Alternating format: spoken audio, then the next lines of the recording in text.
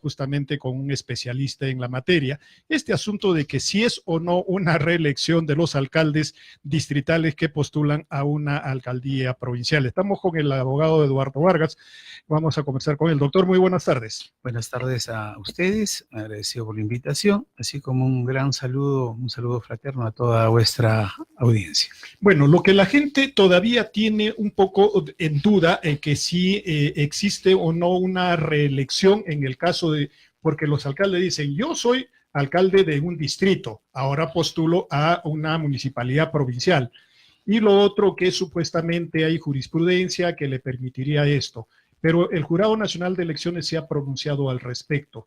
¿Qué le podría decir a toda la colectividad que nos está escuchando sobre, para ya entender con claridad cuál es el verdadero espíritu de la norma? Bien. El Jurado Nacional de Elecciones, el 27 de junio, al resolver un recurso de apelación de un postulante a la alcaldía del distrito de Purus, quien pretendía ser reelecto a nivel de la municipalidad provincial de esa jurisdicción, emitió la resolución 442-2018 Jurado Nacional de Elecciones. En esta resolución hace una serie de precisiones respecto a la aplicación de la ley 30.305, que en las elecciones del año 2014 no se llegó a aplicar, respecto a la modificación, una ley de reforma constitucional de los artículos 191 y 194 de la Constitución Política del Estado. Anteriormente se permitía la reelección de los alcaldes y de los presidentes de los gobiernos regionales, así como sus vicepresidentes, pero ahora no. Ahora está proscrita esa reelección en mérito justamente a este texto reformado de la Constitución Política del Estado. En el caso de los alcaldes, específicamente el artículo 194. Sí, bueno, en este caso, este alcalde lo declararon su postulación improcedente. Bueno, entonces lo que hicieron es apelar al Jurado Nacional de Elecciones. En esa apelación hay una argumentación bastante amplia, pero de la que se puede resaltar es ella que apela a todo lo que se utilizó durante la clásica interpretación auténtica en el caso de Fujimori. Sí, efectivamente. Lo que ahora se ha hecho a través de esta resolución 442-2018, Jurado Nacional de Elecciones, es establecer parámetros en función a que una ley, a partir del día siguiente, debe cumplirse. Entra en vigencia. Entra en vigencia, debe cumplirse. En este sentido, esta ley 30.305 se aplica para este proceso electoral. Además de eso, esta resolución hace hincapié al dictamen congresal que justamente justificó la incorporación o la reforma constitucional, ¿no? En el sentido de que no existiría una paridad o no existiría una igualdad entre un alcalde en ejercicio y cualquier ciudadano que postula a una elección de este tipo. En ese sentido, el alcalde tendría pues una ventaja inmensa, ¿no? Evidente, por cuanto no solamente podría utilizar a su favor electoralmente los logros de su gestión, sino también el uso de materiales o de recursos humanos y recursos materiales, ¿no? En ese sentido es que justamente el Jurado Electoral, el Jurado Nacional de Elecciones, emite esta resolución 442-2018 y en los supuestos de hecho, precisa bien claro, ¿no?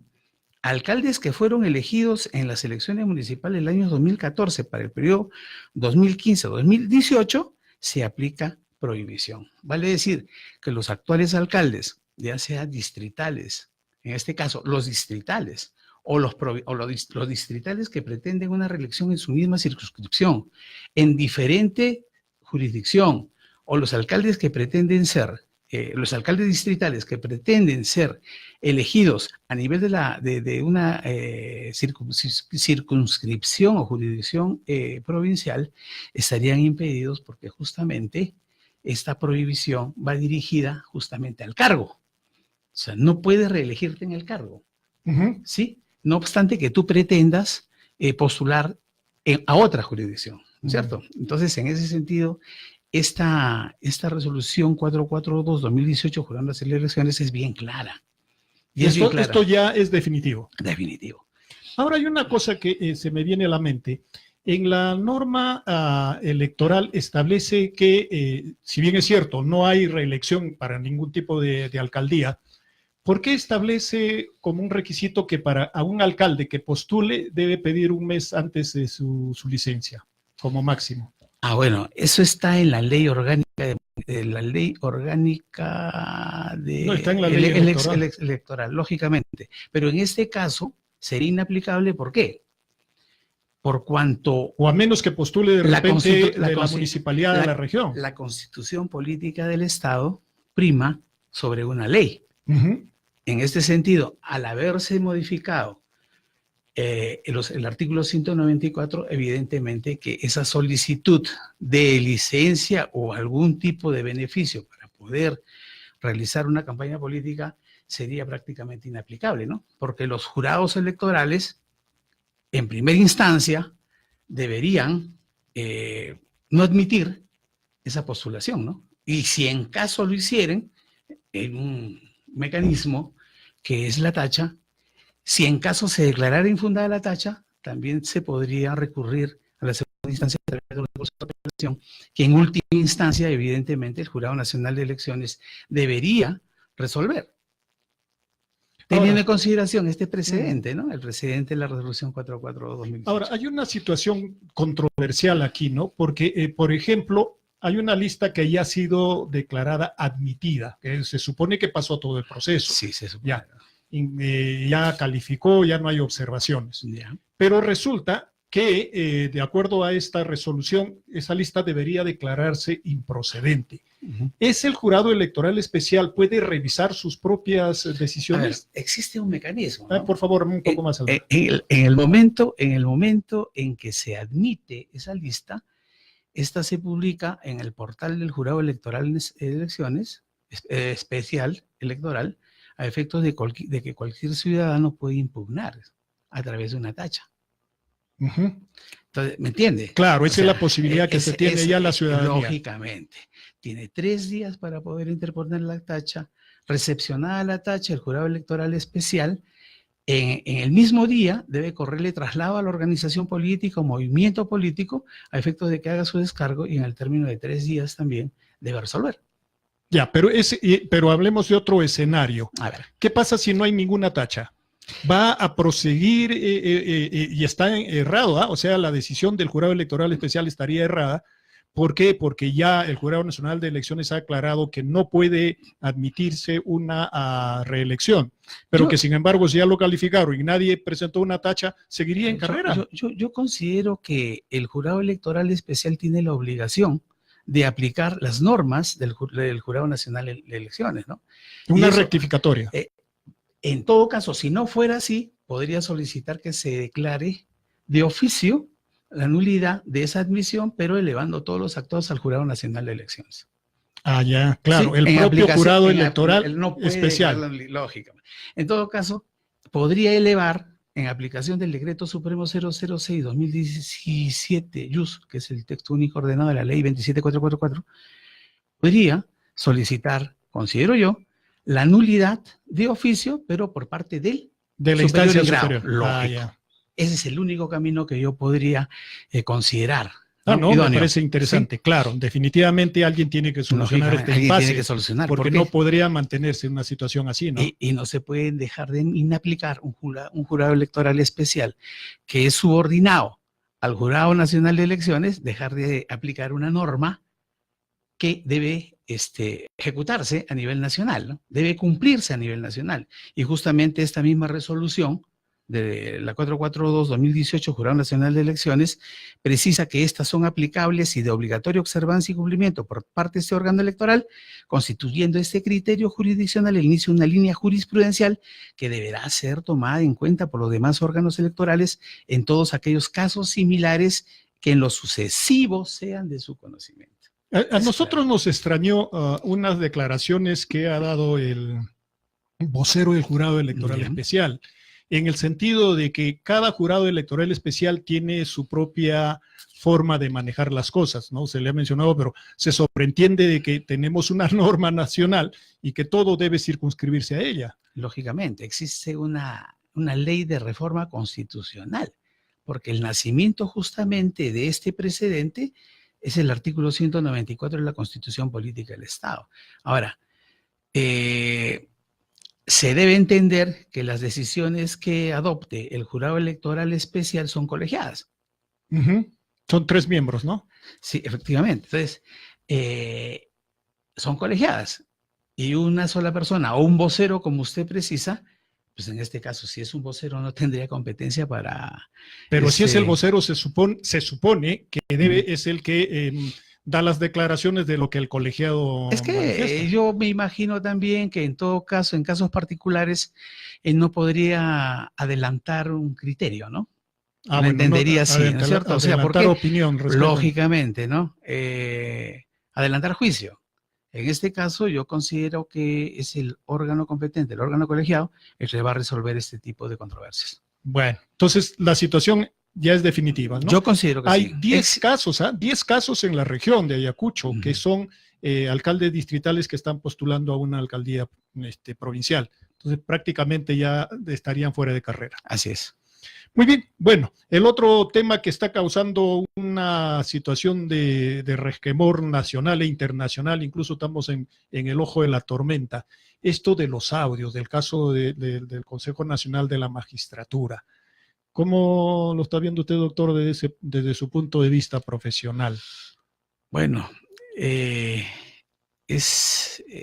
todos estos actos que se vienen difundiendo sobre cuestiones irregulares dentro del seno del Consejo Nacional de la Magistratura, dentro de alguna Corte Superior de Justicia, en este caso del Callao, son sumamente denigrantes. Y son denigrantes porque como profesional de derecho me da vergüenza decirlo. Pero también es cierto que es un secreto a voces que en todo lugar ocurren estos temas del compadrazgo, de, digamos, el requerimiento de prebendas, de ventajas, para hacer o no hacer algún hecho propio de su cargo. O sea, es una cuestión, es una corrupción nacional. Son actos de corrupción en el que se ha infestado en todas las esferas, en todas las instancias. Y es realmente vergonzoso, ¿no? Yo considero que en estos casos se debe actuar con celeridad. Se debe actuar, se debe aplicar las sanciones establecidas y de acuerdo a un procedimiento preestablecido para dicho fin. Nos guste o no, estos magistrados que están implicados tienen derecho a defenderse. Claro, eso es lo que se denomina el debido proceso, tiene derecho a ofrecer pruebas, tiene derecho a ofrecer sus descargos. Y esperemos pues que en un término corto y celero se apliquen, al menos sean destituidos, ¿no? Porque en sí es una vergüenza nacional escuchar estos tipos de hechos, ¿no? Ese tipo de conversaciones que lindan pues con actos de corrupción. Peor aún. En lo delincuencial, ¿no? Peor y aún, de lo ¿sí? peor. Peor aún de un magistrado que hace referencia a un tema de violación de una niña de 10 años. Eso es increíble, es imperdonable. Si yo preguntaba quién es peor, ¿no? Si el violador o el juez que negocia su liberación. Y es más, pues, ¿cómo va a negociar? ¿Cómo va a negociar una rebaja de condena o una absolución? Dios mío, si ha habido una violación, tiene que de una criatura, pruebas, un reconocimiento médico legal, y lo desconocería este magistrado. Por favor, ese señor merece que seas fusilado, ¿no? En el extremo de la palabra, ¿no? Pero que sea destituido. No, eso sí, lo primero destituido y luego, lógico que debería meterlo a la cárcel, efectivamente, ¿no? Como por lo menos para sentar un precedente de que se quiere sancionar a quienes cometen delitos, ¿no? Sí. Tenemos una llamada, por favor, los audífonos, vamos a atender. Aló, muy buenas tardes. Señor periodista, buenas tardes. y a la persona que está entrevistándose, buenas tardes, por intermedio de la radio, a la población ayacuchana. Bueno, me parece interesante y creo yo que son las únicas radios donde que se empeñan en tratar de darnos y la información para poder quizás la población empezar a abrir los ojos y decir que ya basta con todo esto. Creo yo de que la población se merece respeto. Es lamentable escuchar este tipo de cosas cuando hay compras, negociaciones, para otros sí, para otros no. Hoy día o ayer en la tarde, en la conferencia de prensa, el presidente del Congreso manifestó de que no es lo correcto y no es la forma adecuada de mostrar los audios, porque no estarían dentro de las facultades para ser el juez que es inferior a este señor que se está en cuestión. Es lamentable escuchar eso, pero cuando sí hay chiponeos, como para el caso del presidente de la República de Kuczynski, ahí sí se aceptó, para Kenny sí se aceptó, para otros sí, para otros no. ¿Qué tipo de...? O sea, acá ya la vergüencería, y creo yo de que ya basta la población ayacuchana. No sé si alguien podría decir, yo voto por Fujimori, sería pues algo penoso escuchar eso.